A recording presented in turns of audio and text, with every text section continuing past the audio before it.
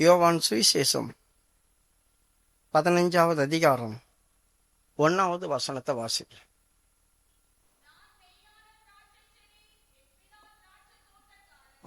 நான் மெய்யான திராட்சை செடி, என் பிதா தோட்டக்காரர் அப்படி சொல்றாங்க.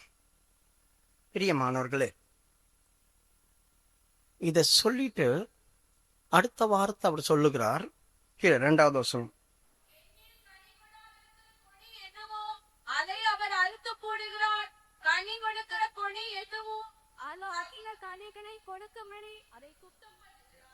இத சொல்லிட்டு எண்ணில் கனி கொடுக்கிறதான செடி எதுவோ அதை அதிகமான கனி கொடுக்கும்படியாய் அதை சுத்தம் பண்ணுகிறார். கனி கொடுக்காததை அது அறுத்து எறியப்படுது அப்படி சொல்லியிருக்கு. பிரியமானவர்களே, இயேசு கிறிஸ்து ஒரு திராட்சை செடிக்கு ஒப்பிடுறார். ஒவ்வொரு வருஷமும் அந்த நாட்கள் வரும்போது அது பூ பூத்து கனி கொடுக்கும்.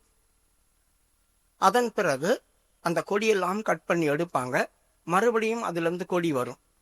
திராட்சை தோட்டங்களுக்கு நீங்க போயிருந்தா தெரியும். ஆனா அந்த திராட்சை செடி அது ஒரு சின்ன மரமா தான் செடி மாதிரியே இருந்துட்டே இருக்கும். அதுல இருந்து வர்ற கொடிகள்ல இருந்து தான் கனி உண்டாகும். திராட்சை செடியிலிருந்து இல்ல, கொடிகள்ல இருந்து. அப்ப ஆண்டவர் எதை சொல்றார்? நான் திராட்சை செடி, நான் இருக்கிறவராகவே இருக்கிறேன். கொடியெல்லாம் கட் பண்ணி போடுவாங்க. ஆனா செடி அங்கேயே தான் இருக்கும். வருஷம் வருஷம் அதுல இருந்து செடியிலிருந்து கொடிகள் முளைச்சி வரும், கனி கொடுக்கும். கனி கொடுக்கப்பட்ட முடிஞ்ச பிறகு கட் பண்ணி எடுப்பாங்க. மறுபடியும் புது கொடி வருவதுக்காக. ஆனா இந்த திராட்சை செடி எப்பவும் இருக்கும். அதான் நான் இருக்கிறவராகவே இருக்கிறேன். அப்போ அவருடைய தகப்பன் யாரு? இந்த திராட்சை செடிக்கு தோட்டக்காரர், அதாவது திராட்சை தோட்டக்காரர் அப்படி சொல்லியிருக்கு. ஆண்டவர் சொல்றார், என்னிலே கனி கொடுக்கிறதான செடி எதுவோ, கொடி, என்னிலே கனி கொடுக்கிறதான கொடி எதுவோ. அப்ப அவருக்குள்ள நாம் இருக்கிறோமே, நாம் கனி கொடுக்கிற கொடியா இருந்தா அதிகமான கனி கொடுக்கும்படியா அதை சுத்தம் பண்ணுகிறாராம். சுத்தம் பண்ணுகிறார் அப்படி சொன்னா அந்த செடியில இருந்து தான் அந்த கொடி வருது. அது மேல அழுக்கு இருக்காது.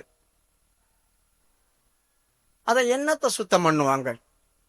பிரியமானவர்களே, அந்த செடியிலிருந்து அந்த கொடி ஒரு 4, 5 இல்ல 9, 8, 5, 4 அந்த மாதிரி கொடிகள் வரும். ஒவ்வொரு செடியில ஒவ்வொரு விதமா வரும். அது வரும்போது அதுக்கு ஒரு பந்தல் போட்டு வச்சிருப்பாங்க. ரொம்ப இல்ல, சின்ன அளவுக்கு தான், ஒரு ஆள் குனிஞ்சு போற மாதிரி தான். அந்த பந்தல்ல போய் எது படியும். அப்போ அது கனி கொடுக்கிற இடம் ஒரு இருக்கும் கொஞ்சம் போல. அது கனி முளைக்கும் போதே, பூ பூத்து கனி கொடுக்கும் போதே தெரிஞ்சிடும். அதற்கு மேல பறந்து போது பாருங்க அந்த கொடியெல்லாம். அந்த கொடியை அதிகமாய் படர விட்டோம்னா இந்த கனி கொடுக்கிறதான அந்த கனி புஷ்டியா ஆகாது, அதிகமான டேஸ்ட் ஆகாது.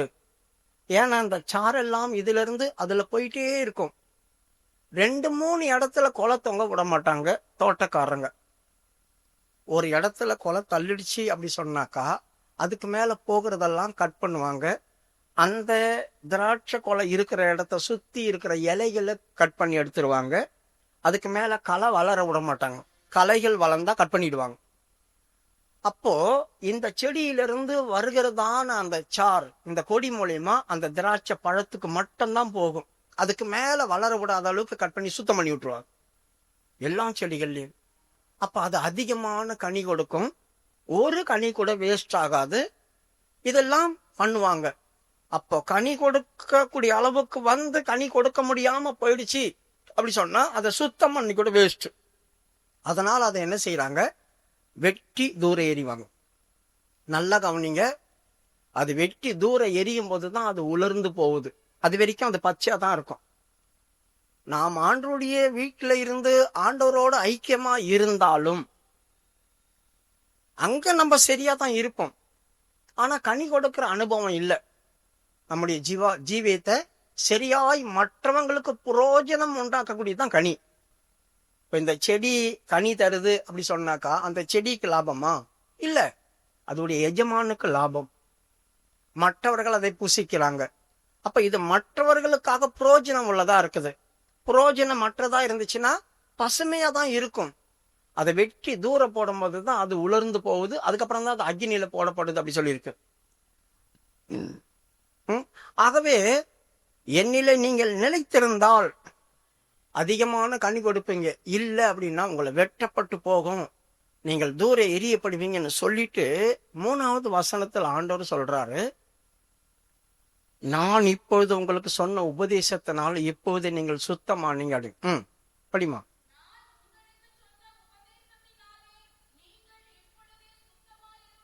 இந்த 2 வசனத்துல என்ன உபதேசம் இருக்கு? இந்த 2 வசனத்தை கேட்டு என்ன அவங்க சுத்தமானாங்க? நான் சொன்ன உபதேசத்தினால இப்பொழுதே நீங்கள் சுத்தமாயிட்டீங்க அப்படி சொல்றாரு. என்ன அப்படி உபதேசம் பண்ணி இருந்தாங்க? எந்த காரியத்துல இருந்து அவங்க சுத்தமானாங்க? இந்த மேல இருக்கிற 2 வசனத்துக்கும் இந்த 3வது வசனத்துக்கும் சம்பந்தமே இல்லையே. இப்பொழுது நான் 2 வசனம் தான் சொன்னார். நான் திராட்சை செடி, என் தகப்பன் தோட்டக்காரன். நீங்க என்னில நிலைத்திருந்தால் கனி கொடுப்பீங்க, கனி கொடுக்காம போனா உங்களை வெட்டி தூர போட்டுருவார். அவ்வளவுதான். அதான் உபதேசம். இந்த காரியத்தை கேட்டு அவங்க சுத்தமாயிட்டாங்க அப்படி சொல்றாரு. நீங்கள் கேட்ட இந்த உபதேசத்தினால் இப்பொழுது நீங்கள் சுத்தமானீங்க. என்ன விஷயத்துல சுத்தமானாங்க? பிரியமானவர்களே, ஆண்டவர் சொல்றாரு பார்த்தீங்களா, கனி கொடுக்காதவரெல்லாம் வெட்டி என் பிதா தூர போட்டுருவாருன்னு. அப்போ பயம் வந்துச்சு அவங்களுக்கு. இயேசுவோட நம்ம நிலைச்சு இல்லை அப்படி சொன்னா நம்மளை வெட்டி போட்டுருவாங்க, நம்ம தூர போயிடுவோம், உலர்ந்து போயிடுவோம், அக்னியில போடப்படும். அதனால இவரை விட்டு வெளியே போகக்கூடாது. இந்த தோட்டக்காரர் இவருக்குள்ள இருந்தா தான் நம்மளை சேஃப்டியா பாதுகாப்பார், இல்லைன்னா நம்மளை பாதுகாக்க மாட்டாருன்றதான சிந்தை அவங்களுக்கு வந்துச்சு. பார்த்தீங்களா? தேவ வார்த்தையை கேட்டு என்றைக்கு பயம் வருதோ அன்றைக்கு அந்த வார்த்தை நம்மளை சுத்தம் பண்ணும், அதுல இருந்து இடறி போக மாட்டோம். அதனால தான் இப்படி ஒரு வார்த்தையை சொல்றார். இந்த வார்த்தை நீங்கள் கேட்ட அந்த உபதேசத்தினால இப்பொழுது நீங்கள் சுத்தமானீங்க, இனிமே என்னை விட்டு நீங்க போக மாட்டீங்க. போனீங்க அப்படின்னா பிதா உங்களை வெட்டி போட்டுருவார், பிதா உங்களை வெட்டி போட்டுருவார். அப்ப இந்த குமாரனுக்குள்ள என்ன பிதா தான் வச்சு பாதுகாக்கிறார். ஏன்னா அவர் தோட்டக்காரர். அதனால்தான் கொலோசையருடைய புஸ்தகம் 1வது அதிகாரம் 13வது வசனத்துல இருளின் அதிகாரத்திலிருந்து என்னை விடுதலையாக்கி தம்முடைய அன்பின் குமாரனுடைய ராஜ்யத்துக்குள்ள உட்படுத்தினார், என்னை கொண்டு வந்து அதுல ஜாயின் பண்ணி விட்டுருக்கார். இப்ப அந்த செடியில நான் ஒரு கொடியா வளர்றேன், அதனால என் பிதாவாகி தேவனை அந்த தோட்டக்காரரை நான் சோத்தரிக்கிறேன் அப்படி சொல்றாங்க.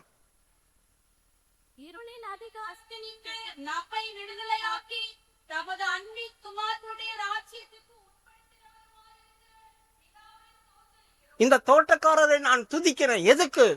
நான் எங்கேயோ இருந்தேன், என்னை கொண்டு வந்து இதுல கொண்டு போய் ஜாயின் பண்ணி இருக்கிறார். இப்போது நான் அந்த செடியில கொடியாய் படர்ந்து இருக்கிறேன். என் அஸ்திபாரம் இந்த திராட்சை செடியில இருக்குது.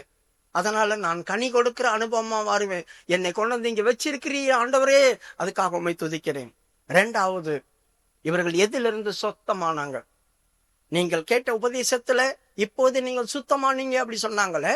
முதலாவது, அவர்கிட்ட நிலைத்திலன்னா நாம் பிடுங்கி போடப்படுவோம், வெற்றி எரியப்படுவோம். அப்ப இவர்கிட்ட தான் இருக்கணும். 2வது, அவங்க எதுல சுத்தமானாங்க?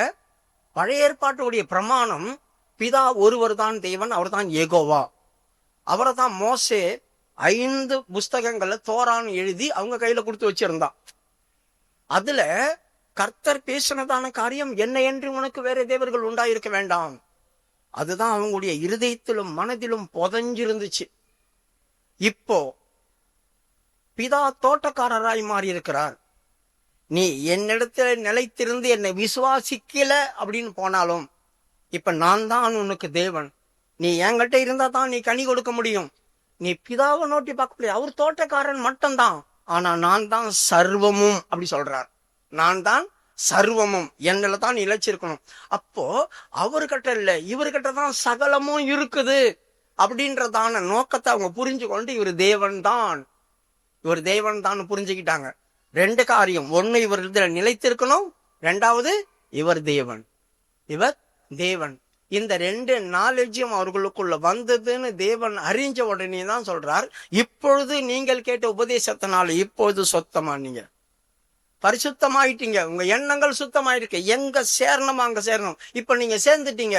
இப்போ நீங்க நிலைத்திருக்க கூடியதான காரியத்தை நான் உங்களுக்கு சொல்லித்தரேன் அப்படி சொல்றாரு. 4வது வசனத்திலிருந்து 11வது வசனம் வரைக்கும் 10 இடங்கள்ல நிலைத்திரு நிலைத்திரு நிலைத்திரு நிலைத்திருன்னு 10 நிலைத்திரு வருது. அப்ப நான் அவருக்குள்ள கனி கொடுக்கக்கூடிய அனுபவம் இருந்துச்சுன்னா நான் நிலைத்திருக்கணும். 4வது வசனம், அவருக்குள்ள நான் நிலைத்திருந்தா. இப்ப இவங்க பழைய ஏற்பாட்டு பிரமாணத்தின்படி பிதாவை தான் தேடிட்டு இருப்பாங்க. அவர் அன்றி வேற தேவர்கள் இல்ல, எனக்கு இவர் கடவுள் கிடையாது, இவர் எனக்கு ரட்சகர் கிடையாது, இவர் என் மீட்பர் கிடையாது, அவர் தான் தேவன், இவர் மனுஷன்தான் அப்படின்னு வந்துட்டாங்க அப்படின்னாக்கா இவர்கிட்ட நிலைச்சு நிக்க முடியாது. அதனால தானே எத்தனையோ பேர் அந்த நாட்களில் ஓடி போனாங்க. அப்ப இவருக்குள்ள நான் நிலைத்து இருந்தால் இவர் என்னிலே நிலைத்திருப்பார், என்னை பாதுகாப்பார், எனக்காக பரிந்து பேசுவார். இல்லை என்றால் இவர் பரிந்து பேசணும்னா பிதாவை எனக்கு இறங்க மாட்டார், பிதா எனக்கு இறங்க மாட்டார். ஆகவே எனக்குள்ள சின்ன சின்ன தவறு வந்தாலும் இவருக்குள்ள நான் நிலைத்திருக்கிறபடினால் இவர் எனக்குள்ள நிலைத்து இருக்கிறார். ஆகவே இவர் எனக்கு பரிந்து பேசுகிறதுனால நான் காக்கப்படுவேன், நான் காக்கப்படுவேன். அப்ப சர்வமும் இவர் தானே. அதனால தான் சொல்றாங்க, என்னில நீ நிலைத்திரு, நான் உன்னிலே நிலைத்திருப்பேன். நான் யார் கூடயாவது நல்ல ஐக்கியமா இருந்தா அவங்க என் கூட நல்ல ஐக்கியமா இருப்பாங்க. நான் யார் கூடயாவது பட்டும் படாம இருந்தா அவங்களும் எனக்கு அதே போலதான் இருப்பாங்க. நாம் எந்த அளவுக்கு ஐக்கியம் வைக்கிறோமோ அந்த அளவுக்கு அவங்களும் நம்ம மேல ஐக்கியம் வைப்பாங்க. ஏன்னா அவங்களுக்கு தெரியும் என்னை இவங்க கபடம் இல்லாமல் நேசிக்கிறாங்க, அப்ப அவங்களும் கபடம் இல்லாமல் நம்மள நேசிப்பாங்க. அதைத்தான் ஆண்டவர் சொல்றார், நீ தெய்வத்துல நிலைத்திருக்கிறது பெருசு இல்ல, ஆண்டவரே நீர்தான் எனக்கு சர்வமும், நீர்தான் எனக்கு சர்வமும் அப்படின்னா என்னையே நம்பி இருக்கிறாங்க, என்னையே நம்பி இருக்கிறாங்க, நான் அவங்களுக்குள்ள நிலைத்திருப்பேன் அப்படின்ற இடத்துக்குள்ள வர்றார். அதனால தான் நீங்கள் என்னிலே நிலைத்திருங்க, அப்பொழுது நான் உங்களிலே நிலைத்திருப்பேன். ஆண்டவரை ஏத்துக்கிறது பெருசு இல்ல, அவர் எனக்கு அஸ்திபாரமா இருக்கிறாருன்னு சொல்றது பெருசு இல்ல, நான் அவருக்குள்ள நிலைத்திருந்து அவரை போல மற்றவர்கள் காட்டுவேன். நான் எங்க நிலைத்திருக்கேன் பாருங்க. அப்ப எனக்குள்ள அவர் நிலைத்திருக்கும் போது சின்ன சின்ன குற்றங்கள் குறைவுகள் எனக்குள்ள பாவங்கள் வரும்போது அவர் என்னை பரிந்து பேசி காப்பாத்துவார். இல்லைன்னா அந்த பாவத்துக்கும் குற்றங்களுக்கும் மீறுதலுக்கும் ஏத்த தண்டனை நான் வாங்கிட வேண்டியதா இருக்கும், தண்டனைய நாங்க வாங்க வேண்டியதா இருக்கும். அதெல்லாம் எனக்குள்ள மாறுது, அதெல்லாம். அதனால்தான் பிள்ளைகளை நீங்கள் பாவம் செய்யாதபடி உங்களுக்கு நான் சொல்லுகிறேன். ஒருவன் பாவம் செய்தால் பிதாவிடத்துல குமாரன் பரிந்து பேசி கொண்டிருக்கிறார் அப்படி சொல்லி 1 யோவானுடைய புஸ்தகம் 2வது அதிகாரம் 1வது வசனம் வாசிங்க. 1 யோவான்,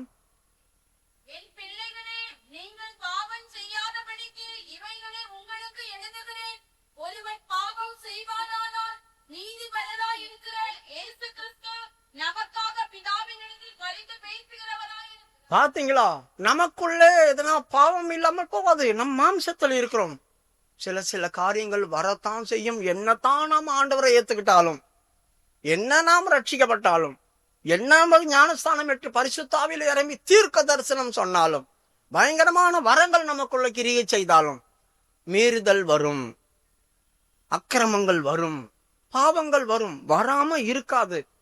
இதெல்லாம் என் ஜீவியத்தில் வரும். நான் பலவீனமான பாண்டம். பவுலே சொல்றான், நான் பலவீனமான பாண்டம், நான் விரும்புகிறதை செய்யாமல் விரும்பாததை செய்யறேன். எனக்குள்ள வாசமா இருக்கிற பாவம் என்ன அப்படி தூண்டிடுது செய்ய நேரத்துல. சில நேரங்கள்ல யார் என்னை விடுதலையாக்குவா அப்படி சொல்றான் பார்த்தீங்களா. அப்ப நமக்குள்ள வரும், ஆனா அவன் கர்த்தருக்குள்ளதான் நிலைச்சு நிக்கிறான். நாமளும் தேவனுக்குள்ள நிலைச்சிருக்கும் போது இப்படிப்பட்ட காரியம் வரும்போது நம்மளை தூக்கி எரிய மாட்டாங்க, தூக்கி எரிய மாட்டாங்க. ஆண்டவரே இன்னும் கொஞ்சம் வர டைம் கொடுங்க, இன்னும் கொஞ்சம் டைம் கொடுங்க, மாறும் மாறும் மாறும். கனி கொடுக்கிற அனுபவம் இவங்களுக்குள்ளயும் வரும்.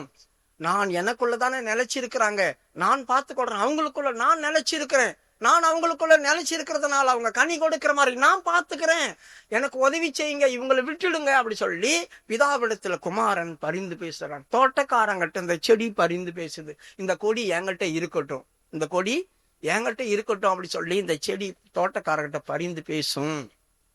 ஆகவே தான் ஆண்டவர் சொல்றாரு, என்னிலே நீங்கள் நிலைத்திருங்க, அப்பொழுது நான் உங்களிலே நிலைத்திருப்பேன். இது 2வது நிலைத்திருக்கிறது. அடுத்தது,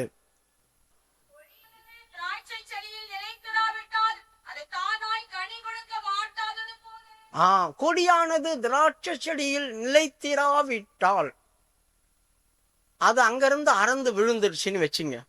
இந்த கொடி ஏதோ ஒரு காரியத்தில் அறந்து விழுந்துருச்சு, அறந்து விழுந்துச்சு, அந்த கொடியை எடுத்து கீழே நட்டுட்டோம், வேற எதுலயும் நட்டுட்டோம்னாக்கா அதனால ஒன்றும் செயல்பட முடியாது, ஒன்றும் செயல்பட முடியாது. தேவனுக்குள்ள இருந்தா மட்டும்தான் நமக்குள்ள கிரியை இருக்கும். எப்படிப்பட்ட கிரியை? தெய்வீகமான கிரியை இருக்கும். தெய்வத்தை விட்டு கொஞ்சம் விலகி பின்வாங்கிட்டோம் அப்படின்னா நம்முடைய பேச்சு உலகத்தாரோட மோசமா இருக்கும், நம்முடைய செய்கை உலகத்தாரோட மோசமா இருக்கும், நம்முடைய நடத்தைகள் வேற மாதிரி இருக்கும். அதனால நான் செய்யறதான எந்த காரியமோ அதுல தெய்வீகமான காரியத்தை ஒருத்தரும் பார்க்க முடியாம போயிடும். ஆகவே ஆண்டவர் சொல்றார், நீர் என்னிலே நிலைத்திருக்காவிட்டால் ஒன்றும் உங்களால செய்ய முடியாது. தனியா நீங்க ஒன்றும் செய்ய முடியாது. அடுத்தது, நீங்களும் என்னில் நிலைத்திராவிட்டால் கனி கொடுக்க மாட்டீர்கள். நானே திராட்சை செடி, நீங்கள் கொடிகள். ஒருவன் என்னிலும் நான் அவனிலும் நிலைத்திருந்தால் அவன் மிகுந்த கனிகளை கொடுப்பான். என்னை அல்லாமல் உங்களால் ஒன்றும் செய்யக்கூடாது. நான் அவருக்குள்ள நிலைத்திருந்தால் நான் வேண்டிக் கொள்வது எதுவோ, நான் பிரயாசப்படுவது எதுவோ, நான் கேட்பது எதுவோ அதெல்லாம் ஆண்டவர் சாங்ஷன் பண்ணுவார். தனியாவே நான் சாதிச்சுக்க முடியாது, தனியாவே நான் சாதிச்சுக்க முடியாது. ஏன்னா தேவன் இல்லாம என்னால ஒன்றும் செய்ய முடியாது. அவர் இருந்தா தான் அவருடைய உதவியோடு நான் சகலத்தையும் செய்ய முடியும். எவ்வளவு எனக்கு படிப்பு இருந்தாலும், எவ்வளவு எனக்கு திறமை இருந்தாலும், எந்த காரியம் எனக்குள்ள இருந்தாலும் அதை வச்சு நான் சாதிக்க முடியாது, அதை வச்சு நான் சாதிக்க முடியாது. என்னோடு கூட கர்த்தர் இருக்கிறார், அவர் எனக்குள்ள நிலைத்திருக்கிறார், நான் அவருக்குள்ள நிலைத்திருக்கிறேன் அப்படின்ற இடத்துக்குள்ள வந்துட்டோம் அப்படி சொன்னாக்கா அவர் சொல்லுவார், நான் அவனுக்குள்ள நிலைத்திருக்கிறேன், அவனும் என்னை விட்டு விலகவே இல்லை, சகல காரியத்திலும் என்னையே நோக்கி பார்க்கிறான், எல்லா காரியத்துக்கும் என்னிடத்துல பட்சமாய் வந்து உதவி கேட்கிறான், அதனால அவன் காரியத்தை நான் சக்சஸ் பண்றேன், சாங்ஷன் பண்ணிட்டே இருப்பார். ஆகவே கர்த்தர் இல்லாம நாம் எதையும் செய்ய முடியாது. கர்த்தர் என் கூட இருந்தா யாருக்காவது போய் ஒரு காரியத்தை செய்யறோம் அப்படின்னா அதுல அவங்களுக்கு சந்தோஷம் வரும். இந்த காரியத்தை இவங்க வந்ததுனாலதான் எனக்கு முடிஞ்சது, இல்லைன்னா நான் ரொம்ப கஷ்டப்பட்டிருப்பேன். அப்ப இவங்க வந்ததால தான் முடிஞ்சதுன்னா இவங்க நிலைச்சு இருக்கிறதான தேவன் இவங்களுக்கு உதவியா இருக்கிறார், இவங்க மூலியமா மறைஞ்சு அவர் வேலை செய்யறார். அதனால்தான் நீங்க தனியா ஒன்றும் செய்ய முடியாது, நீங்க தனியா ஒன்றும் செய்ய முடியாது. என் கூட இருங்க, நான் உங்களுக்கு சகலத்தையும் செய்யும்படியா காரியத்தை செய்கிறேன். அதனால என்னிலே நிலைத்திரு, நான் தான் திராட்சை செடி, நீ கொடிதான். பழம் உங்கள்கிட்ட தான் வருது, பழம் உங்கள்கிட்ட தான் வருது, பிரதிபலன் உங்கள்கிட்ட தான் வருது, கிரியையில எல்லாமே உனக்கு தான் வருது. ஆனா நான் இல்லைன்னா அது கூட உனக்கு வராது. முதலாவது புரிஞ்சிக்க, இவ்வளவு பயங்கரமான காரியம் முன்னிலிருந்து வெளிப்படுது, உனக்குடைய காரியங்கள்லாம் நடக்குது, எல்லா காரியத்திலும் உன்னை பார்த்து பெருமையா ஆஹா எவ்வளவு அழகா பழம் கொடுக்குது அப்படின்னு நினைக்கிறோம். அப்படின்னாக்கா இந்த கொடி மறைஞ்சி இருக்குது, அதை மறந்துடக்கூடாது. நீ என்னில நிலைத்து இருக்கிறதுனால தான் இதெல்லாம் உனக்கு நடக்குது. நீ தனியா இருந்தீன்னா உனக்கு கனி வராது, யாரும் உன்னை பார்க்க மாட்டாங்க. அந்த திராட்சை கொலையில கனி இருந்துச்சு அப்படி சொன்னா எல்லாரும் பார்ப்பாங்க, எல்லாருக்கும் அது சந்தோஷமா இருக்கும். மற்றவர்களை நம்ம மூலியமா சந்தோஷப்படுத்தி பார்ப்பார் ஆண்டவர். இந்த சந்தோஷம் உண்டாவதுக்கு கூட இந்த செடி மறைஞ்சு இருக்குது. செடி யாருக்கு கண்ணுக்கும் தெரியாதுங்க, இந்த கொடியில இருக்கிறதான் அந்த பழமும் கொடி என்னன்னு பார்க்குவார்.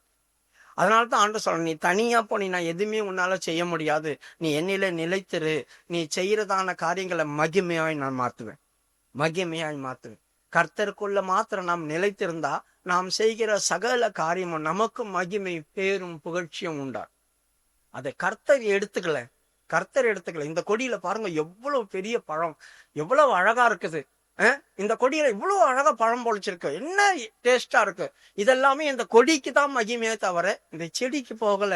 அதனால்தான் ஆண்டவர் சொல்றாரு, என்னில நிலைத்திரு, அப்பொழுது நீ செய்யறதான காரியத்தை நான் வாழ்க்கை பண்ணுவேன். நீ என்னில இராவிட்டால் இதெல்லாம் உன் மகிமை கிடைக்காது, இந்த மகிமை எல்லாம் உனக்கு கிடைக்காது அப்படி சொல்றாரு. 6வது வசனம், ஒருவன் என்னில் நிலைத்திராவிட்டால் வெளியே எரியுத்த கொடியை போல அவன் எரியுண்டு உலர்ந்து போவான். அப்படிப்பட்டவைகளின் இப்போ ஆண்டவர் இந்த மகிமையெல்லாம் நமக்கு கிடைக்குது, ஆனா அவருக்குள்ள நான் நிலைத்திராவிட்டால், கனி கொடுக்கிற அந்த அனுபவம் இல்லாவிட்டால், தேவன் எதிர்பார்க்கிற அந்த செய்கை கிரிகை என்கிட்ட இல்லாவிட்டால் அந்த கொடியில தான் இருப்பேன், ஆனா கனி கிடைக்காது.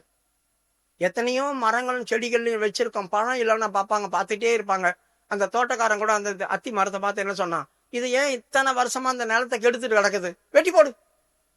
அப்ப அந்த தோட்டக்காரர் சொல்றாரு, ஐயா ஒரு வருஷம் டைம் கொடுங்க, நான் கொத்தி எரு போடுறேன், கொடுத்தா பாப்பா இல்ல வெட்டி போடலாம் அப்படி சொல்றாங்கல்ல. எல்லாருடைய எதிர்பார்ப்பும் நாம் பிரயாசப்பட்டு செடி வச்சிருக்கிறோம். என் பிதா தோட்டக்காரர், என்ன கொண்டு வந்து நாட்டி இருக்கிறார், தோட்டக்காரர் தான் இந்த நாட்டி இருக்கிறார், நான் அவர் எதிர்பார்க்கிறதான காரியத்தை செய்யல அப்படி சொன்னா அவர் கோபம் வரும், அவர் கோபம் வரும். அதுல தான் நான் இருக்கிறேன், இன்னும் உலர்ந்து போகல. எதிர்பார்த்தாங்க, ஒரு நாள் பார்த்தாங்க, 2 நாள் பார்த்தாங்க, 1 மாசம் பார்த்தாங்க, வருஷ கணக்கு பார்த்தாங்க, மாற்றமே இல்ல. இனி இது இருந்தா மற்ற செடியை கெடுத்து போட்டுரும், அதனால இதை கட் பண்ணி தூர போடு. அப்ப அதை கட் பண்ணி தூர போடுற வரைக்கும் அது பசுமையா தான் இருக்குது. ஆனா அதுக்கு தேவையானதை கொடுக்க முடியல. அது எப்போ வெளியே போகுது அப்பதாங்க உலருது. உலர்ந்து காஞ்சி போனதான செடியை தான் அக்னியில தூக்கி போடுவாங்களே தவிர பச்சையான செடி அக்னியில போட மாட்டாங்க, அது எரியாது. அப்ப நாம் தேவனை விட்டு விலகிட்டோம், கிரியை செத்த கிரியா இருக்கு, விசுவாசமே இல்லாம போயிடுச்சு அப்படி சொன்னாக்கா நான் வெளியே தூக்கி எரியப்படுவேன், உலர்ந்து போவேன், ஒரு சாரும் எனக்குள்ள இருக்காது. அப்ப அதன் சுட்டெரிக்கிறதுக்கு தான் அது முடிவு. ஆனா 7வது வசனத்துல என்ன சொல்றார்,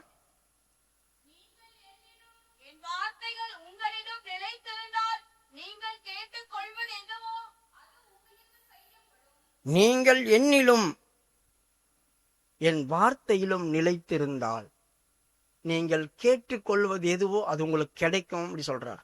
பிரியமானவர்களே, கர்த்தருடைய வார்த்தையில நாம் நிலைச்சிருக்கணும்.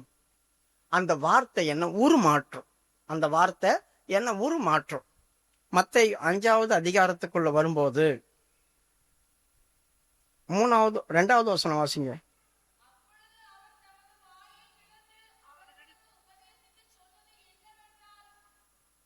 சரி.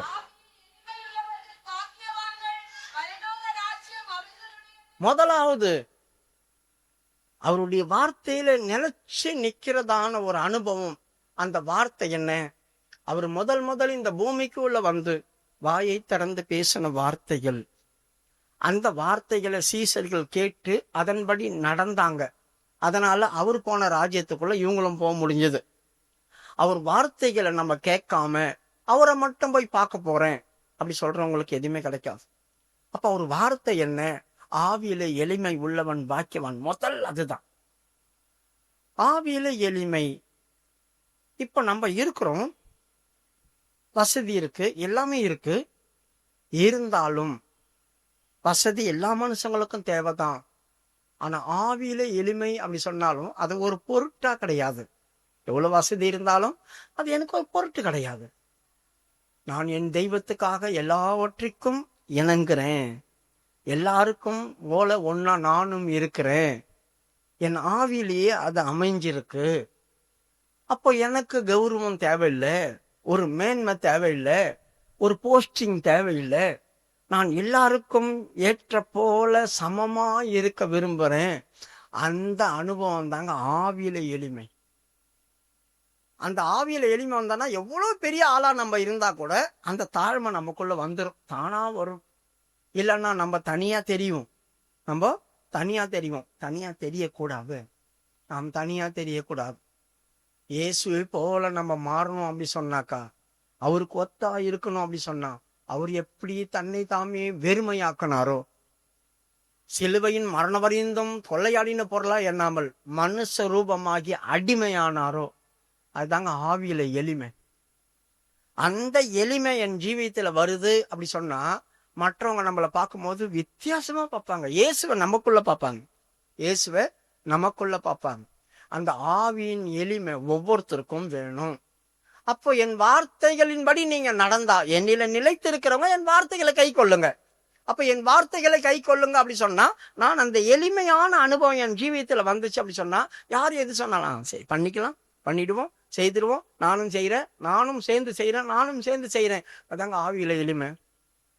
பண்ணிடுவோம்னு சொல்லிட்டு வேற யாரையாவது விட்டு செய்ய விட்டுட்டு நம்ம வேடிக்கை பார்த்துருந்தோம்னா அது எளிமை கிடையாது. நானும் அதில் இறங்கணும், நானும் அதை செய்யணும்.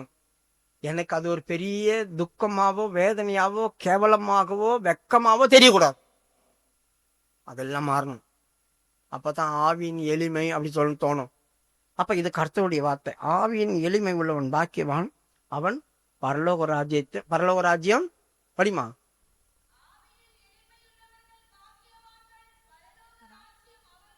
பரலோக ராஜ்யம் அவர்களுடையது, அவர்கள் பேர்ல எழுதி வச்சுட்டார் ஆண்டவர். பரலோக ராஜ்யம், இந்த வீடு இந்த மனுஷனுக்கு எழுதி வைக்கலாங்கல்ல, அந்த மாதிரி பரலோக ராஜ்யம் அவர்களுடையது. இந்த ஆவியில் இருக்கிறதான எளிமை அது என்ன எங்க கொண்டு போய் சேர்க்குது? இந்த பூமியில இருக்கும் போதே பரலோக ராஜ்யம் எனக்கு சொந்தம், யாரும் நான் கைவிடப்படுவேன்னு சொல்லவே முடியாது. யாரும் ஆண்டவர் வரும்போது நான் போக மாட்டேன் நரகத்துக்கு போயிடுவேன்னு சொல்ல முடியாது. ஏன்னா பரலோக ராஜ்யம் எனக்குரியது, நிச்சயம் இருக்கு. முதல் வார்த்தை தான் ஆவியில் எளிமை. 2வது 4வது வசனம், துயரப்படுகிறவர்கள் பாக்கியவான்கள், அவர்கள் ஆறுதல் அடைவார்கள். இந்த எளிமைக்குள்ள பிறகு கர்த்தர் நிமிஷம் தான் நம்ம துயரப்படுவோம். துயரம்னா என்னங்க? என்னால ஆண்டவரை போல இருக்க முடியலையே, என்னால ஆண்டவரை போல பேச முடியலையே, எனக்கு கர்த்தர் அந்த பலன் கொடுக்கலையே, இந்த கிருபை கொடுக்கலையே, அதெல்லாம் நம்முடைய இருதயத்துல துயரமா மாறணும், துயரப்படணும். யாரோ என்னை உபத்திரப்படுத்துறாங்க, எனக்கு ரொம்ப துயரமா இருக்கு. யாரோ என்ன பேசுறாங்க, அது எனக்கு ரொம்ப கஷ்டமா இருக்கு. யாரோ என்ன வேதனைப்படுத்துறாங்க, அது எனக்கு கஷ்டமா இருக்கு. அந்த துயரத்தை இங்க சொல்லல, அந்த துயரத்தை இங்க சொல்லல. ஆண்டவரே எனக்கு அப்படிப்பட்ட கிருபை இல்லையே அப்படின்னு நான் துயரப்படணும், எனக்கு அப்படிப்பட்ட வார்த்தை இல்லையே நான் துயரப்படணும். உம்மை போல என் ஜீவியத்துல எத்தனையோ காரியங்கள் இல்லையே துயரப்படும் போது, ஐயோ எதிர்பார்க்கிறானே, அப்ப நான் அதை அவனுக்கு தரணுமே. அதனால தாங்க ஆவியிலே துயரப்படுகிறவர்கள் ஆறுதல் அடைவாங்க. துயரப்படுகிறவர்கள் பாக்கியவான்கள், ஆறுதல் அடைவாங்க. ஆறுதல் அடைவாங்கன்னா என்ன அர்த்தம்? அது அவங்களுக்கு நான் தீவேன், கொடுப்பேன். அவங்க என்னை கேட்டு துயரப்படுறாங்க, எதிர்பார்க்கிறாங்க. அதனால தான் நீங்கள் கேட்டுக்கொள்வது எதுவோ அது உங்களுக்கு கொடுக்கப்படும். என் வார்த்தையில நீங்க நிலைத்திருந்தா, நீங்க எதை ஜபத்துல கேட்கறீங்களோ அதை நான் உங்களுக்கு கொடுப்பேன் அப்படின்னு ஆண்டவர் சொல்றார். அப்ப ஆவியிலே எனக்கு அப்படி ஒரு துயரம் இருந்துச்சு, ஆண்டவர்கிட்ட நான் அதை வாங்கணும், ஆண்டவர் போல நான் மாறணும், என்னை யாரும் எது பேசினாலும் பரவாயில்லை, கர்த்தர் எனக்கு அதை தரணும், கர்த்தருடைய காரியம் எனக்கு இதுல கம்மியா இருக்கு அதுல கம்மியா இருக்குன்னு உணர்றோமோ, அப்போதெல்லாம் நாம் துயரப்படுறோம். அது கர்த்தருடைய பார்வையில பிரியமாயிருக்கும், நம்மளுக்கு அதை தந்து ஆறுதல் படுத்துவார். 5வது வசனம்,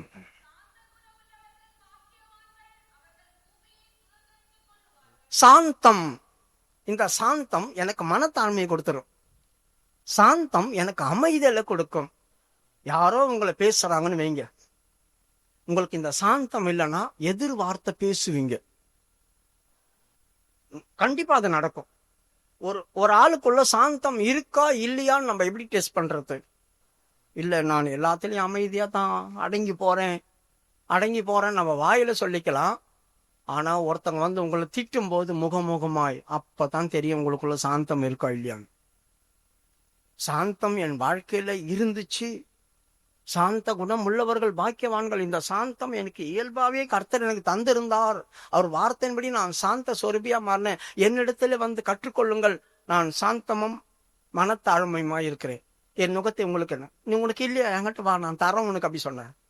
நீ எனக்குள்ள நிலைத்திருந்தா நான் உனக்கு அந்த சாந்தத்தை தரேன். அப்ப அந்த சாந்தம் அப்படின்னு நமக்குள்ள இருந்துச்சுன்னா, யாராவது உங்களை வந்து காரி துப்புனாலோ, ஏதாவது திட்டினாலோ, பேசினாலோ சிரிச்சுக்கிட்டே போயிடுவீங்க. அப்படி உங்களை யாராவது முறைச்சு பார்த்தா கூட, என்ன எதுக்கு என்ன முறைச்சு பாக்குறீங்க, என்னத்த பார்த்தீங்க என் முகத்துல, என்ன விஷயமா என்ன முறைச்சு பாக்குறீங்க? முறைச்சு பார்த்தாவே கோபம் வருது. நம்மளை யாராவது வித்தியாசமா பார்த்தாவே நம்மளுக்கு கோபம் வருது. அப்புறம் எங்க சாந்தம்? சாந்தம் அப்படி சொன்னா அது வேற, அது இயல்பாவே நம்மளுடைய சுபாவத்துல இருக்கணும். அப்படி இல்லைன்னா கர்த்தர்கிட்ட வந்து கத்துக்கொள்ளணும். அவர் சொல்றாரு, என் நுகத்தை உன் மேல வைக்கிறேன் அப்படின்னு என்ன அர்த்தம்? நுகத்தான பெரிய தடியத்தைக்கு மேல வைப்பாரா? இல்ல, அவருடைய சாந்தத்தை எனக்கு வைக்கிறாரு, அவருடைய சாந்தத்தை எனக்கு தராரு. அப்ப இயேசுவை திட்டினாங்க, அவர் பயமுறுத்தல, நான் எங்க இருந்து வந்திருக்கிறேன் தெரியுமா, நான் யார் தெரியுமா, பரலோகத்துல இருந்து வந்திருக்கிறேன் அப்படி சொல்லி பயமுறுத்தல. அவர் தாடியை பிச்சு துப்பினாங்க, அவர் யாரையும் பயமுறுத்தல, எதுவும் பண்ணல. அடிக்கிறவனுக்கு தாடியை காமிச்சார், துப்புறவங்களுக்கு முகத்தை காமிச்சார். அவர் அமைதியா இருந்தார், வாய் திறக்காத ஆட்டுக்குட்டியை போல. அதுதான் சாந்தமும் அமைதலும். அவங்க திட்டினாங்க, நானும் கூட சேர்ந்து திட்டேன். அப்புறம் எங்க சாந்தம்? அவங்க திட்டினாங்க தானே, அவங்க திட்டிருந்தாலும் தான் நான் திட்டினேன். அவங்க கம்மனு இருந்தா நான் கம்மனு இருந்திருப்பேன். அவங்க அமைதியா இருந்தா நான் பேசியிருக்க மாட்டேன். அவங்க தானே பேசுனாங்க. நான் பேசுன தப்பு கிடையாது, அவங்க பேசுனதால தான் நான் பேசினேன். நியாயம் பேசி தெரியும். நமக்குள்ள சாந்தம் இல்ல அப்படின்னு நம்மளால குருட்டுத்தன்மை ஆயிடும். எனக்கு சாந்தமே இல்லை. ஆண்டவரே, சாந்த குணம் உள்ளவன் பாக்கியவான்னு சொல்லியிருக்கிறியே. இந்த சாந்த குணம் உள்ளவங்களா இருந்தாங்களாம் பூமியை சுதந்திரித்துக் கொள்வாங்கன்னு என்ன அர்த்தங்க? நீண்ட ஆயுஷ்நாளா வளருவாங்க, ரொம்ப நாள் உயிரோடு இருப்பாங்க. அதுதான் பூமியை சுதந்திரித்துக் கொள்றது. இல்லைன்னா பாதி ஆயுசுல டப்புக்குன்னு போயிடும். எப்படி? யாருக்கிட்டையாவது சண்டை போட்டா சூனியம் வைக்கிறோம் நம்மளுக்கு. யார்கிட்டயாவது நீங்க சண்டை போட்டீங்கன்னா, உங்கள்கிட்ட சண்டை போட முடிஞ்சா பாப்பா எல்லாம் போய் சூனியம் வைப்பான். அதில் பாதிக்கப்படுவேன். இல்லை சண்டை வருது, வாய் சண்டைனாக்கா பாருங்க, ஒரு இடத்துல திருச்சியில ஒரு சண்டை வாழை மரத்தினால பக்கத்து வீட்டில் ஒரு பொண்ணு காலையில கோலம் போட்டுனுக்குது. வயசான ஒரு 92 வயசு. அறுவாலை தூக்கின்னு வந்து வெட்டிட்டாரு காலையில். அதில் 6 மணிக்கு வீட்டு வாசல் பெரிய கோலம் போட்டுக்கிற பொள்ளைய வந்து வெட்டி வெட்டினார், கையிலையும் காலிலையும். அவர் வயசாகி போயிருக்குன்னா அவர் ஜெயிலையும் போட முடியாது. அவரை பார்த்து மன்னிச்சு இது பண்ணி இறக்கம் பாராட்டி ஒரு இடத்துல உட்கார வச்சுட்டாங்க. யோசித்து பாருங்க, உயிர் போயிடும். சண்டை உயிர் போயிடும், பாதி ஆயுசுல செத்து போயிடுவோம் நம்ம. அப்ப சாந்தம் இருந்துச்சு அப்படி சொன்னாக்கா யார் எது பேசினா சரி சரி சோத்திரம் போயிட்டு வரேன், பேசுங்க சந்தோஷமா பேசுங்கன்னு போயிட்டோம்னா, சி இவனை போய் பேசணுமே, இவனை போய் பேசணும், எதுவும் பேச மாட்டான், இவனை பேசி நம்மளுக்கு தான் வாய் வலிக்கும் அப்படி சொல்லிட்டு அவங்ககிட்டயா போற, அவன் ஒன்றுத்துக்கும் பிரயோஜனம் இல்லை, அவனை போய் திட்டாத்தர பாவம் பட. அப்ப நம்ம என்ன பண்ணுவோம்? இந்த பூமியில நிலைச்சு நிற்போம். அதான் சாந்த குணமுள்ளவன் பாக்கியமானவன் பூமி சுதந்திரி. இதெல்லாம் தேவனுடைய வார்த்தைங்க. நம்முடைய பாதுகாவலுக்கு தாங்க இந்த வார்த்தையை கொடுத்தார் ஆண்டவர். நீ நல்லா இருக்கணும், நீ கடைசி வரைக்கும் பிரச்சனை இல்லாம இருக்கணும், நீ கடைசி வரைக்கும் பிரச்சனை இல்லை. சாகும் வரையிலும் உன்னை யாரும் எதுவுமே பேச முடியாது. ஏன்னா உன்னை பத்தி தெரியும். அவங்க யார்கிட்டையும் சண்டைக்கு போக மாட்டாங்க. யாருன்னா திட்டினா கூட கம்முன்னு வாங்கிட்டு போயிட்டே இருப்பாங்க. அவங்க பாவங்க, அவங்கள விட்டுருங்க அப்படி சொல்லுவாங்க. இல்லைன்னா கொள்ளு அடி எதனா பண்ணு அப்படி சொல்லிட்டே இருப்பல.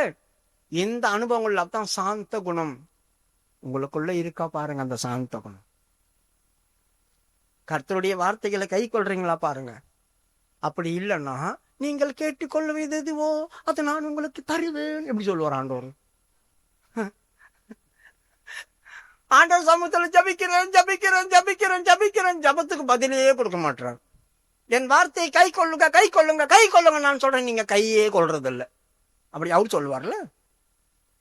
நீ எப்படியோ அப்படிதான் அவரும் வெளிப்படுவார்.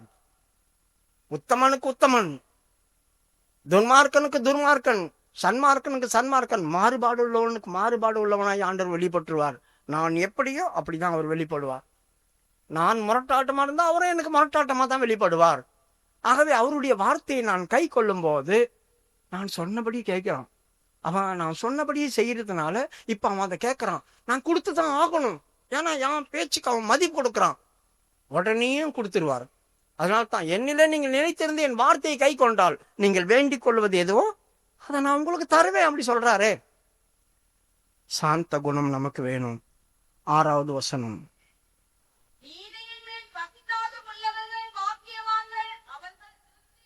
நீதியின் மேல் பசித்தாகம். நீதி அப்படி சொன்னா என்னங்க? தெய்வம் நமக்கு சொன்ன காரியங்களை நிறைவேற்றி முடிக்கிறது தாங்க நீதி. இயேசு கிறிஸ்து ஞானஸ்நானம் எடுக்க வந்தாரே, யோவான் தடை பண்ண பார்த்தீங்களா? அப்ப ஆண்டவர் என்ன சொல்றாரு? இப்போது இடம் கொடு, இதெல்லாம் நீதியை நிறைவேற்ற வேண்டியதாய் நமக்கு இருக்கு. மாதிரியை வச்சுட்டு போறோம். ஆகவே தேவன் சொன்னார், ஞானஸ்தானம் எடுத்துக்கோ, ஜலத்தினாலும் ஆவினாலும் பிராவிட்டால் தேவனுடைய ராஜ்யத்துக்குள்ள பிரவேசிக்க மாட்டான். அப்போ நான் தேவன் சொன்ன வார்த்தையை என் சரீரத்தில் நிறைவேற்றி முடிக்கிறேன். இயேசு கிறிஸ்து சிலுவையில் என்ன சொன்னார்? பிதாவே எல்லாம் முடிந்தது, எல்லாம் முடிஞ்சது, நீர் எனக்கு என்னெல்லாம் சொன்னியோ அதெல்லாம் நான் செய்து முடிச்சிட்டேன். அப்ப இந்த பூமியில கர்த்தர் எனக்கு என்னெல்லாம் வார்த்தை தந்திருக்கிற அதெல்லாம் நான் செய்துட்டேன், முடிச்சிட்டேன்னு சொல்லணும். அப்ப நான் ஒவ்வொரு காரியமும் செய்யும் போது நீதியை நிறைவேற்றுறேன். அந்த தாகம், பசி தாகம் எனக்கு, நீதியின் மேல் பற்றுதல் எனக்கு இருக்கணும். அப்போ நான் திருப்தி அடைவேன். செய்து முடிச்சிட்டேன், சந்தோஷமா இருக்கு, செய்து முடிச்சிட்டேன், சந்தோஷமா இருக்கு, அதுதாங்க திருப்தி. மறுபடியும் படிமா அந்த வசனம்.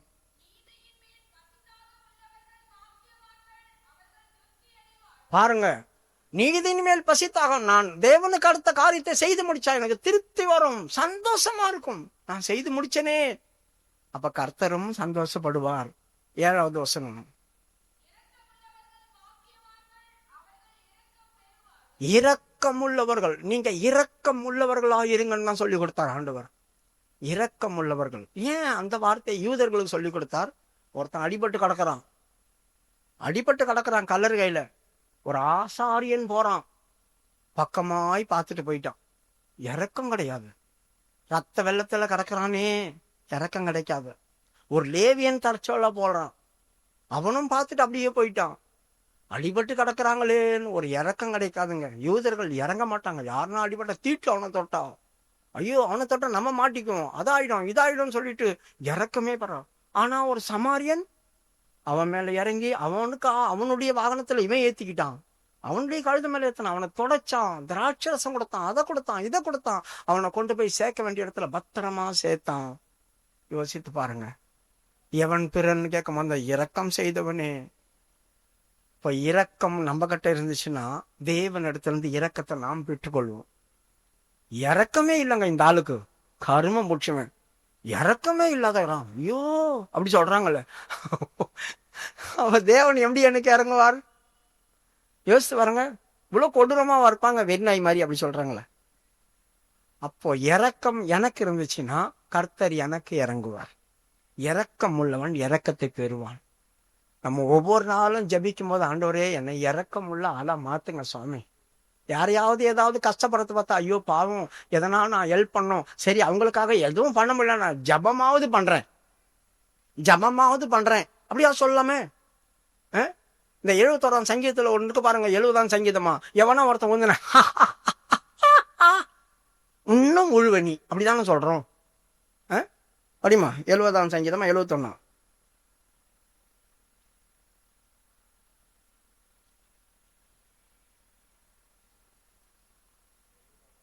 70ஆம் சங்கீதம் 3வது வசனம். இல்ல 70ஆம் சங்கீதம் 3வது வசனம். ஆஹா ஆஹா ஆஹா, நான் கண்ணு தெரியலையா?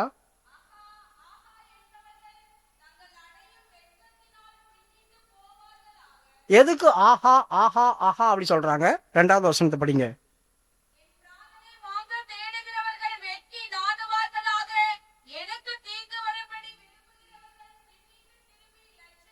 பாத்தீங்களா? நமக்கு தீங்கு வர நினைக்கிறவங்க, நம்ம நாசமா போகணும்னு நினைக்கிறவங்க, நம்மளுக்கு எதனா ஒரு காரியம் வந்துருச்சுன்னாக்கா அவங்களுக்கு எவ்வளவு சந்தோஷமா இருக்கும் தெரியுமா? தீபாவளியே கொண்டாடுவாங்க, புது ட்ரெஸ் வாங்கி போட்டுட்டு. உண்மையதான். அதனால்தான் இந்த வசனத்துக்கு ஆஹா ஆஹா, விழுந்துடியா, நாசமா போனியா, இன்னும் மோசமா போவ, அப்படித்தானே சொல்லுவாங்க. அப்போ எங்கங்க இறக்கும்? யோசித்து பாருங்க. யாருக்காவது பிரச்சனை வரும்போது, யாருக்காவது எதனா நடக்கும்போது உன் இருதயம் சந்தோஷப்பட்டு பூரிக்குதா? அப்புறம் உனக்கு இறக்கமே இல்லை. இறக்கம் இல்லாதனால கர்த்தர் உனக்கு இறங்கவே மாட்டார். அவ்வளவுதான். என் வார்த்தையை கை கொண்டு எவைகளை நீ கேட்கிறாயோ அவைகளை நீ பெற்றுக்கொள்ளுவாய் அப்படி சொல்றாரு. இந்த வார்த்தையே கை கொள்ள எனக்கு இறக்கம் கூட இல்லை, பாவம் பரதாமே பார்க்க மாட்டேன், யாருக்காவது எதனா நடந்துச்சுன்னா சந்தோஷமா இருக்கு, எனக்கு நல்லா நடக்கட்டும் அப்படி சொல்றோம். அப்படி நடக்குதுன்னு நினைச்சோம்னா நமக்கு கர்த்தர் இறங்க மாட்டார்.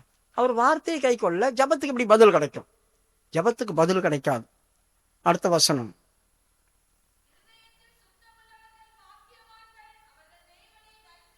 இருதயத்துல சுத்தமா இருக்கும் அப்படி சொன்னார் ஆண்டவர். இருதயம் ஏன் சுத்தமா இருக்கணும்? எரேமியாவுடைய புஸ்தகம் 17வது அதிகாரம் 6வது வசனத்துல சொல்லியிருக்கு, இருதயமே மகா கேடு உள்ளதும் கிறுக்குள்ளதுமா இருக்குதான், அதை அறியத்தக்கவன் யார் அப்படி சொல்லியிருக்கு.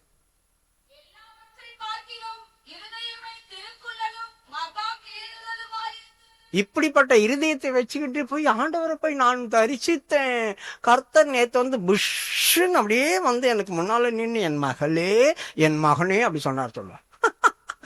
இருதயம் பார்த்தா மகா கேடும் கிறுக்குள்ளதுமா இருக்குது. அப்படியே ஆண்டவர் சயங்கன் அந்த முன்னால் நின்று போனாருங்க. நேத்து தான் பேசினார் என்கிட்ட கர்த்தர், நேத்து தான் சொப்பனத்துல பேசினார், வேதத்துல பேசினார், எதிர்க்க வந்து நின்று பேசினார் அப்படி சொல்லுவாங்க. இவங்கிட்ட மட்டும் எப்படி வந்து நின்று பேசுவாரோ தெரியாது. நம்ம மணிக்கணக்கில் ஜோமெண்டோ கணக்குறோம், நம்ம முன்னால வரவே மாட்டாரு.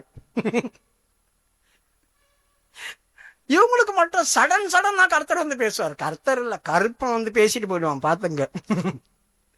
இருதயத்துல சுத்தமா இருக்கணும். இருதயம் சுத்தமா இருக்கிறதா தான் பாக்கியவான். அவன் தான் தேவனை தரிசிப்பான். இருதயம் மகா கேடும் கிறுக்கம் பிடிச்சி உட்காந்து இருந்தோம்னு ஆண்டவர் பாப்பாரு. ஐயோ கிறுக்கம் இவங்கள்ட்ட பொறுத்து விட நம்ம எங்கன்னா ஓரமா போயிடலான்னு போயிடுவார் ஆண்டவர். அந்த மாதிரி ஒரு இருதயம் நம்ம கிட்ட இருக்கக்கூடாது. படிமா மறுபடியும் அந்த வசனத்தை.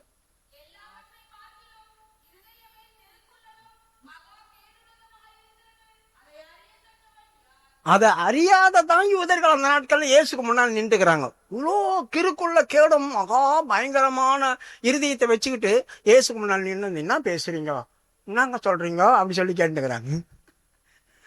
ஆண்டத்துல டேய் உன் இருதயம் பாரு, வாயினால ஐயோ ஆண்டவரே நீங்க நசரனாகிய இயேசு அப்படி சொன்னாங்க.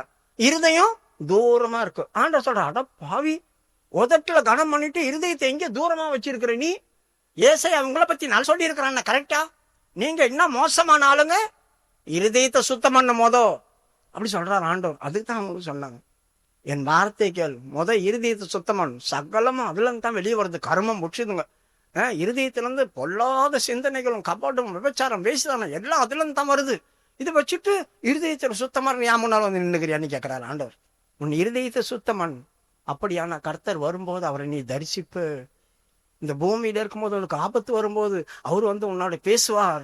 நீ அவர் வார்த்தையை கை கொள்ளுகிறபடினால் அவர் உன்னை என்ன கேட்டாலும் தருவார். அவருடைய வார்த்தை இதெல்லாம் இருதயத்துல சுத்தமா இருக்கணும். 9வது வசனம்.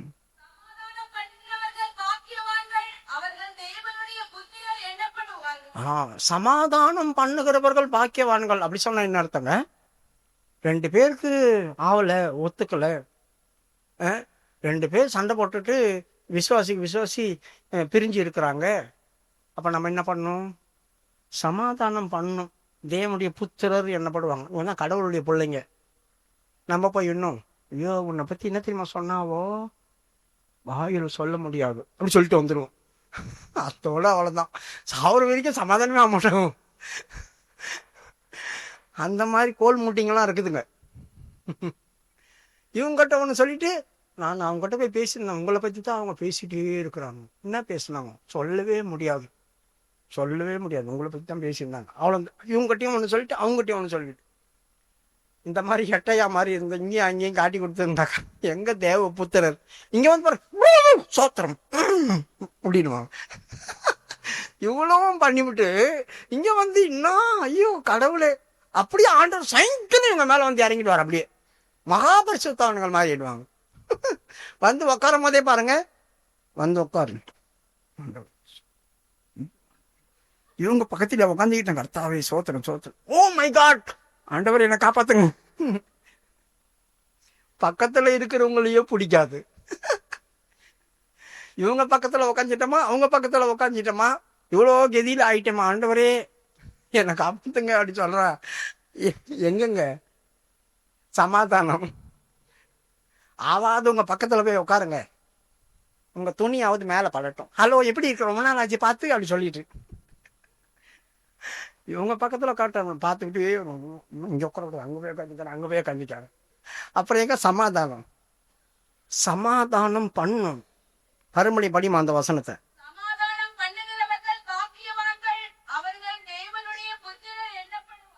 சமாதானம் பண்ணுகிறவர்கள் பாக்கியவான்கள், அவர்கள் தேவனுடைய புத்திரர் என்னப்படுவாங்க. இதெல்லாம் தேவனுக்கு தேவையான, மனுஷர்களுக்கு தேவையாய் கொடுக்கப்பட்ட வார்த்தைகள், மனுஷர்களுக்கு தேவையானது கொடுக்கப்பட்ட. இதெல்லாம் மாறிச்சு. இப்படி ஒரு அனுபவம் உனக்கு வந்துச்சு அப்படி சொன்னா, இப்போ நீங்க யோவானுடைய சுவிசேஷத்துல வாங்க. நீங்கள் கேட்டுக்கொள்வது எதுவோ அது உங்களுக்கு கொடுக்கப்படும்.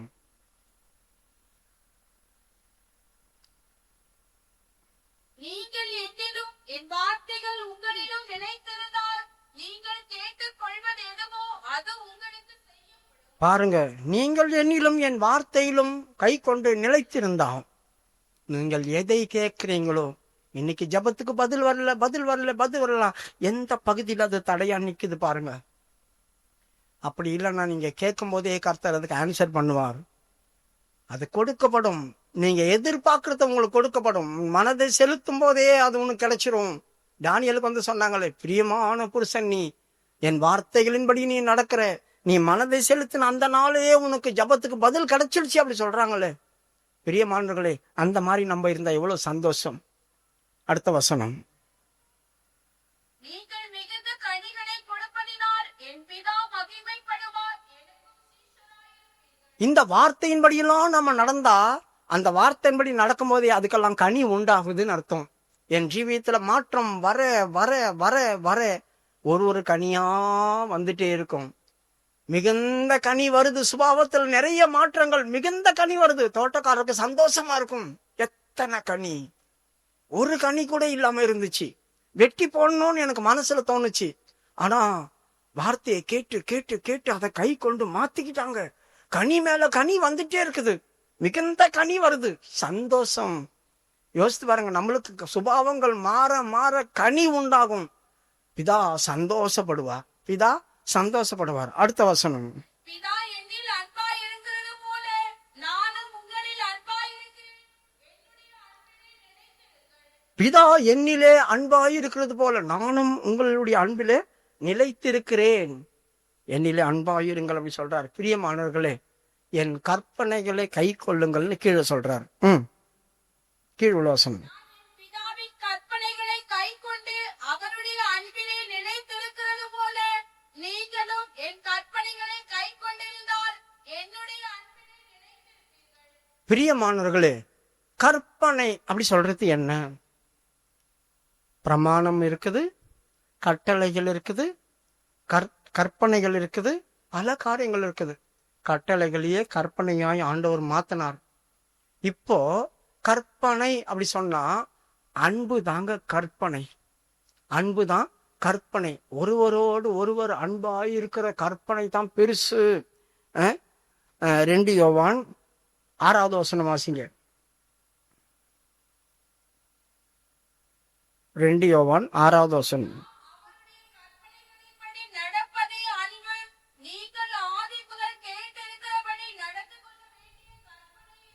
பாருங்க, அன்பு தான் கற்பனை. கற்பனை எனக்குள்ள இருக்குன்னா எல்லாரையும் நான் நேசிப்பேன். ஒருவரிடத்துல ஒருவர் அன்பாய் இருங்க, அதுதான் கற்பனை. இதுதான் ஆதி முதல் கொண்டு நீங்க கேட்டுட்டு இருக்கிறீங்க. ஆரம்பத்திலிருந்து கேட்ட கற்பனை இதுதான். யாவர் மேலும் அன்பாயிருங்க. அன்பு எப்படிங்க வரும்? இந்த கற்பனை எதிலிருந்து வரும்? இந்த கற்பனை எப்படி அன்பா மாறும்? 1 தீமோத்தேயு 1வது அதிகாரம் 5வது வசனம் வாசிங்க. 1 தீமோத்தேயு 1வது அதிகாரம் 5வது வசனம். நல்லா கவனிங்க. கற்பனை கற்பனைன்றீங்களே, கற்பனையுடைய பொருள் என்ன? சுத்தமான இருதயத்திலும். இப்போ ஒரு ஆள் கிட்ட நான் பேசுறேன்னா கபடி இல்லாத பேசணும். இருதயத்துக்குள்ள ஒண்ணு வச்சுட்டு வெளியே ஒண்ணு பேசக்கூடாது. அப்ப சுத்தமான இருதயத்துல நான் பேசணும். அப்பதான் யதார்த்தமா நான் பேசுவேன். இல்லைன்னா உள்ள ஒண்ணு வெளியே ஒண்ணு வச்சு வஞ்சிச்சிருவோம், ஏமாத்திடுவோம். அவங்கள நம்பி ஏமாந்துருவாங்க. அப்படி நமக்கு பேசக்கூடாது. கற்பனை இல்லாம போயிடும். சுத்தமான இருதயத்திலும் நல் மனசாட்சி. நான் அவங்க கிட்ட இருந்து சொன்ன வார்த்தை, எனக்கு சுத்த மனசாட்சி இருக்கு. அதுல எந்த விதமான காரியத்தையும் சொல்ல முடியாது. நான் சுத்த மனசாட்சியோட பேசியிருக்கேன். எனக்கு சுத்த மனசாட்சி இருக்கு. என் மனசு எனக்கு சொல்லும் சாட்சியே எனக்கு புகழ்ச்சி. நான் உங்களுக்கு தீங்கு செய்யல, அவங்க தீங்கா பேசல, அவங்களுக்கு எதுவுமே பாதிப்போற மாதிரி நான் பேசல, யாருக்கும் சண்டை மூட்டி விடல, எந்த காரியமும் அவங்ககிட்ட நான் சொல்லல. நான் கர்த்தருடைய வார்த்தைகளை அப்படியே பேசிட்டு வந்த அது மனசாட்சி எனக்கு சொல்லும் சாட்சி. அடுத்தது,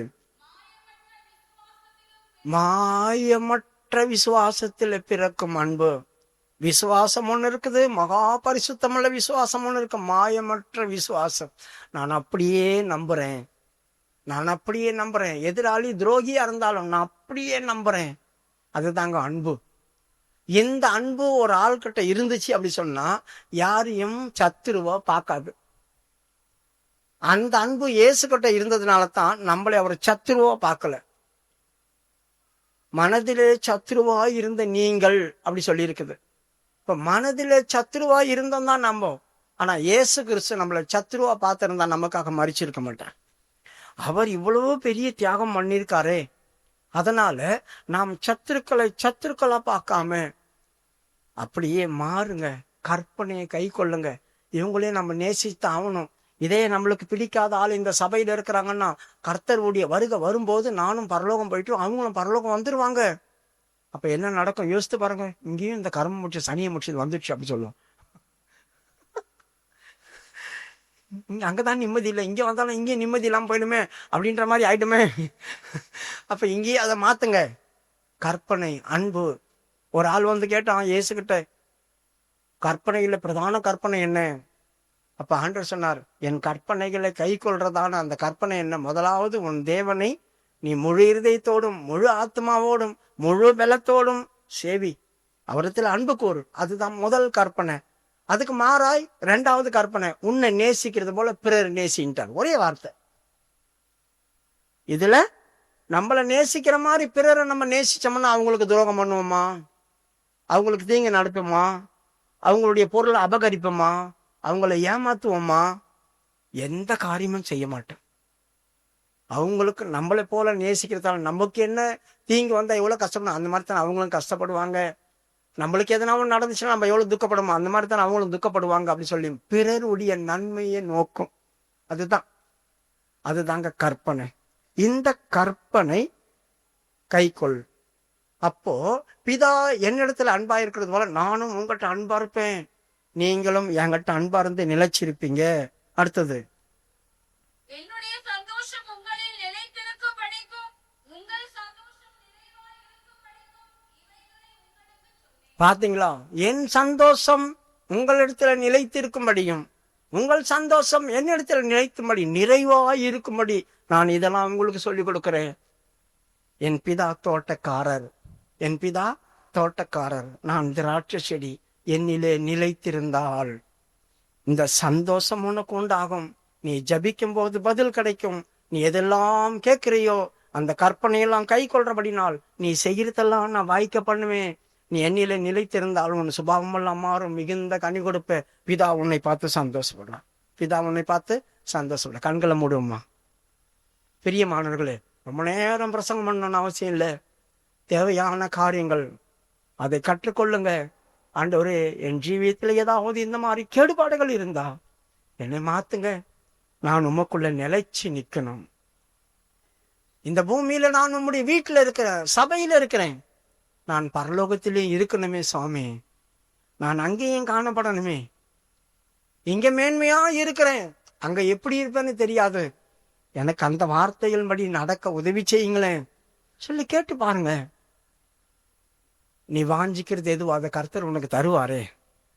நீ எதிர்பார்க்கறது எதுவோ கர்த்தர் அதை உனக்கு தருவாரு. கை கொள்ளுங்க. தயவு செய்து அவர் கற்பனையை கை கொள்ளுங்க. அவர் வார்த்தையின்படி நடங்க. அவருக்குள்ள நிலைத்திருங்க. அவரை விட்டு கொஞ்சம் கூட விலகிடாதீங்க. ஆண்டவரே, நீர் இல்லாமல் இந்த பூமியில எனக்கு ஒன்றுமே செய்ய முடியாது. எனக்கு கிருபத்தா கிருபத்தா கிருபத்தா. ஒவ்வொரு நாளும் கிருபையை கேட்டு வாங்க. ஆண்டவரே, உம்முடைய ஆலோசனை தான் கேட்டு வாங்க. நீர் எனக்கு போதி, நான் எப்படி